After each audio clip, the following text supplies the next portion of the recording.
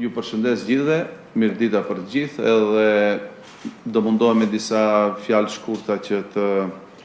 paralajmërojnë ndeshjen e nesërme. Normalisht ne kemi një respekt veçantë për ekipin e Sileksit për shkak se është një skuadër e cila di vitet e fundit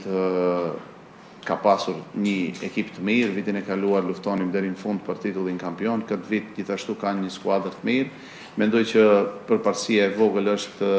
nga ana jonë për shkak të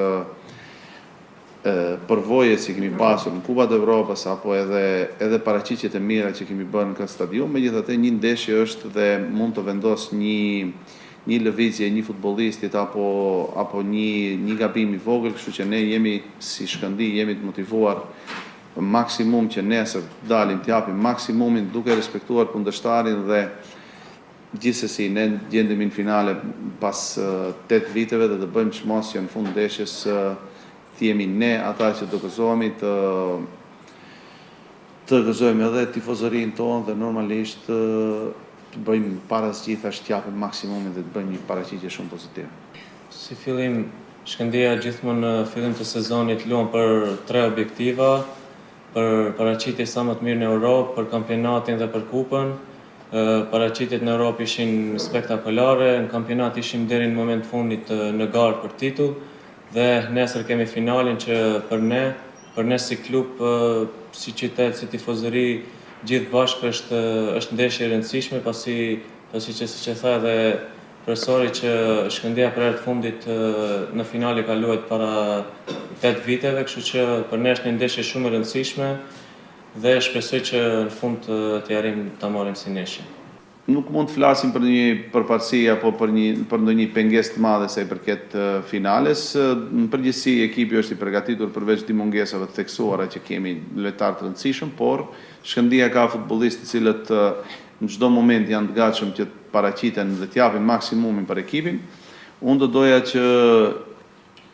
të them se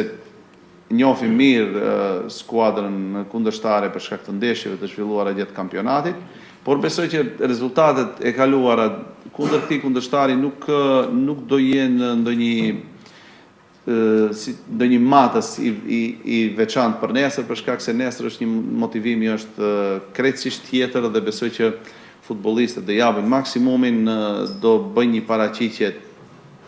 të mrekullueshme nesër, zakonisht siç jemi paraqitur në këtë stadium edhe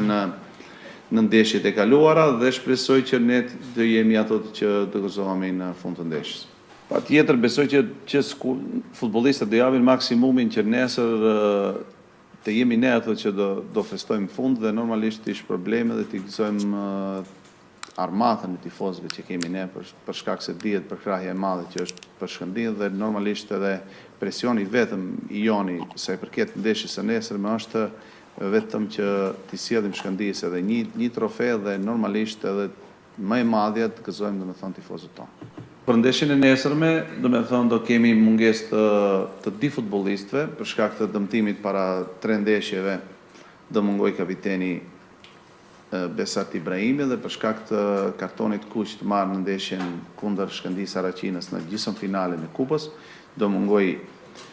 Ronaldo Webster për shkak se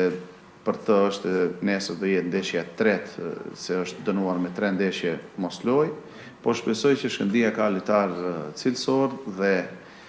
kam mendimin që secili nesër që do paraqitet në fushën e lojës do bëj maksimumin dhe do jap ndihmën që ne të jemi ato që do gëzohemi në fund ndeshjes. Sipas mendimit tim, mendoj që do jetë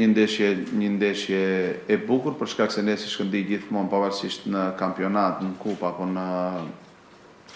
në ndeshjet evropiane, Shkëndija gjithmonë mundohet që të luajë futboll të bukur dhe futboll ofensiv, sa i përket pyetjes tuaj për kampionatin, nuk do doja të komentoj asnjë gjë në këtë moment, për shkak se tani jemi këtu për kupën. Besoj që do kemi një ndeshje pozitive, besoj që gjithë futbollistët do japin maksimumin dhe jam i mendimit që futbollistët tonë do na nderojnë dhe do na gëzojnë nesër në ndeshjen e nesër.